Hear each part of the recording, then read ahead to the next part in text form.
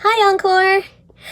I know it's a little disappointing that we don't get to meet and rehearse for the next little while, and also that we don't know when our show is going to be, but know that the show will go on. We are going to eventually do Frozen Junior, so don't forget all that good stuff that we've done so far. And I thought I would send you a little video every Monday at Encore time so that you'd have something to work on while you are staying home and socially distancing and being safe. So, first things first, I think what we'll do is we'll just do a little vocal warm-up. So if everybody wants to hum, hopefully this isn't too loud in the recording, we can just hum down from here. And see if you can get the front of your mouth to buzz right under your nose.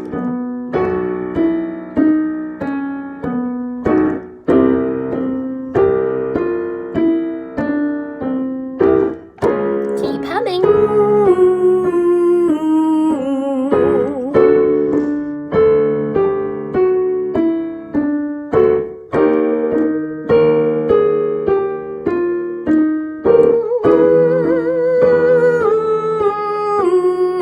And last one. Very good. So your goal here is to get your voice to vibrate right in here. So if you want to rewind it and put your finger right here and forward enough to feel the vibration, then you're finding your voice right in the mask, which is where we want it to be. And then it will vibrate and it will create the sound and it will create the volume that we want for a musical theater sound. Very good. So let's do a little tongue twister. Let's do our which wrist watch is the Swiss wrist watch. Okay, here we go.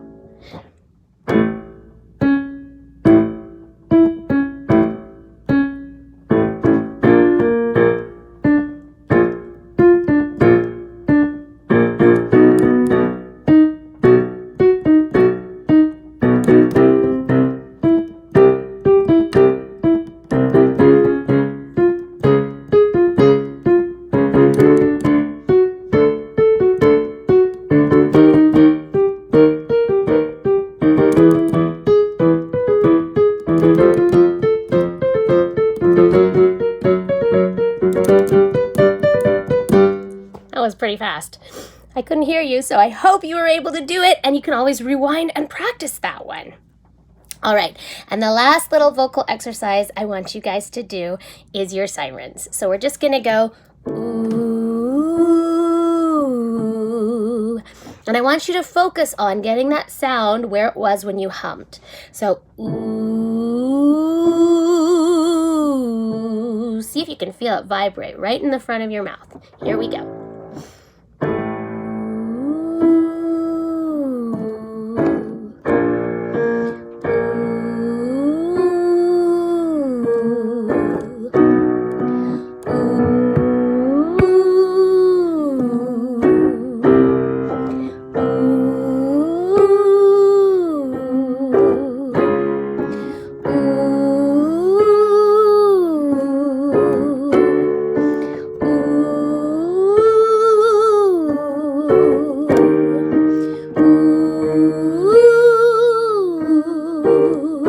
Two more.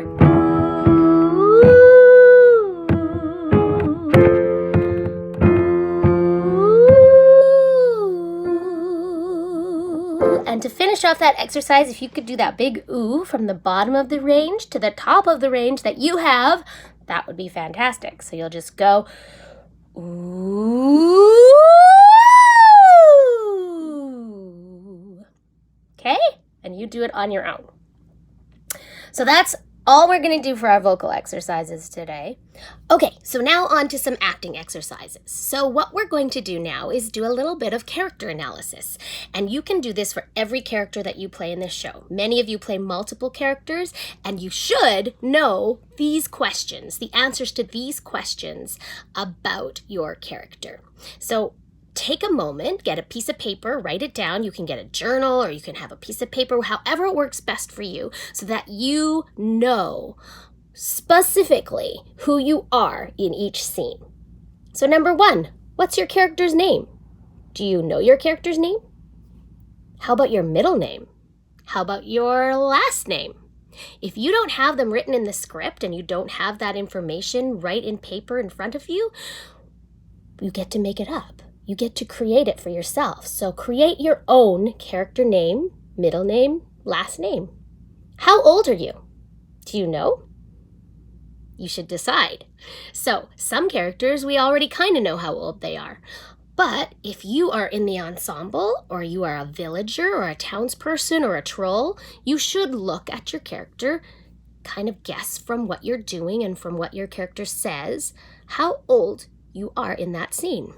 That's going to affect how you behave, how you walk, how you react to the things that are going on. Then you should also write down 5 things about your character that are similar to you. And then 5 things about your character that are different. So maybe your character is outgoing and you're really shy, or vice versa. Or maybe your character loves to read and you would rather watch TV. You know, you need to kind of look at these things and see which parts represent you and which parts are different from you, because we're acting. We are not playing ourselves in these shows. So now you have 5 things that are the same as you, 5 things that are different from you. What would you say is your character's main want? Does your character want to be a hero? Does your character want to maybe be a teacher? Does your character want to stay out of trouble? Does your character want to get into the mix? Think about what your motivation is in each scene. So that means what your character really, really wants. In each scene, it's sort of different. Maybe you are at the ball and you just want to have a great time. Or maybe you're at the ball and you want to figure out what the secret is that kept the castle closed up. You need to kind of develop a story that goes with what you are doing on stage. So, going back to the beginning, your character's name, full name, your character's age, your character's similarities to you, your character's differences from you, and your character's wants. What do they want in the scene? So that's what I'm going to leave you with for this week. That's it. And next week, we'll keep going and see what else we can find out. If you play more than one character, you should probably do this for every character that you play. It's important because then when we get into the scene and we all have to react, you have a very clear idea about what it is your character is going to do. When Elsa shoots the ice out into the whole palace, will you run and hide, or will you protect the people around you, or what is your character going to do? The more you know about your character, the better. All right, we'll see you next week. I miss all of you.